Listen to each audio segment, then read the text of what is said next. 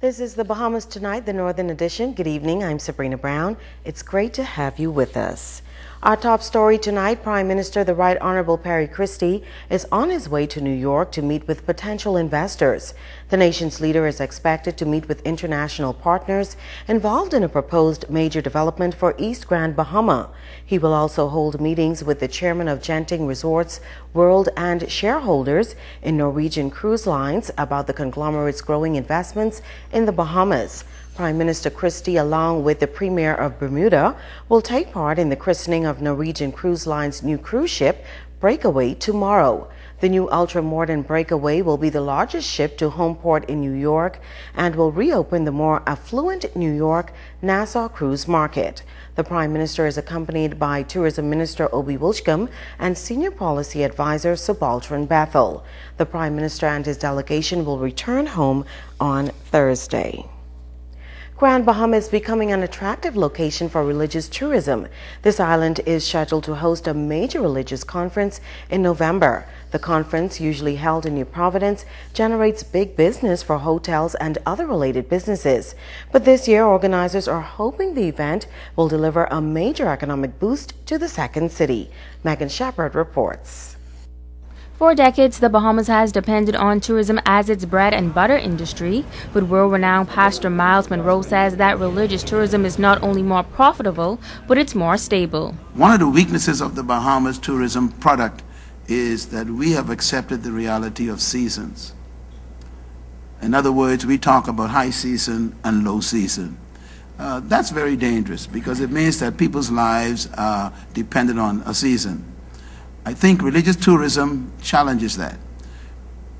If people come because of a vacation season, then you have to depend on their vacations for you to live.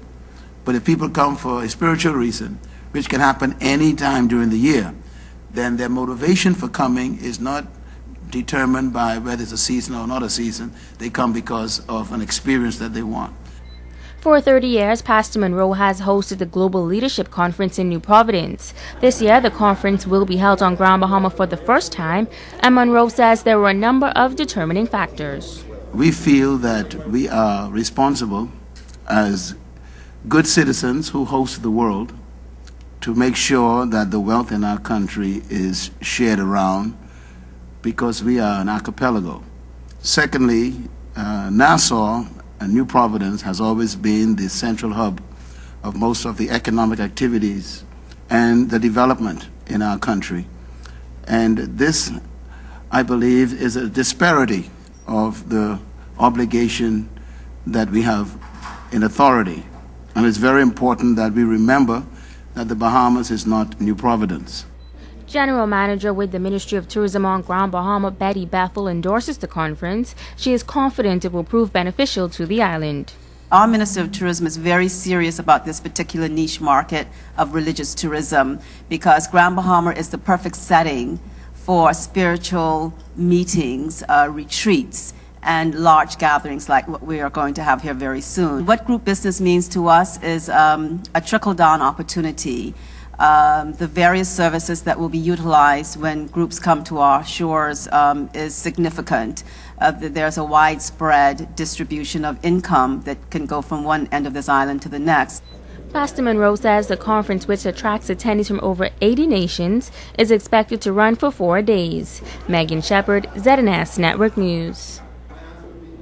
Thank you, Megan. Police are on the hunt for two men who reportedly robbed an establishment on Coral Road around 8 o'clock this morning. Reports allege that the two men, each armed with a gun, held up the business and made off with an undetermined amount of cash before escaping in a dark color vehicle. One of the suspects is described as having a slim build and wearing a long-sleeve blue shirt, dark pants with tan cap, and the other is said to be of slim build and wearing white shirt and blue jeans pants. If you can help police, you are asked to contact the nearest police station. Now, police are also looking into reports of an apparent robbery in the Garden Villas area. A woman told police that she was walking in that vicinity around 3:20 Monday morning when she was approached by a man who held her from behind and attempted to rob her. The woman tried to get away, and at that point, another male suspect got involved, and the man then robbed her of a silver diamond ring, a cell phone, and $100 in cash.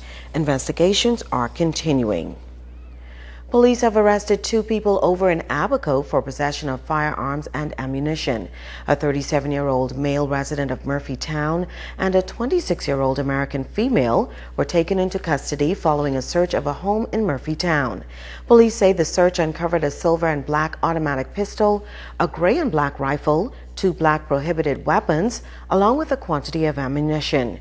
Police are continuing investigations into this matter. The Families for Justice organization is again demanding justice on behalf of 2 former police officers.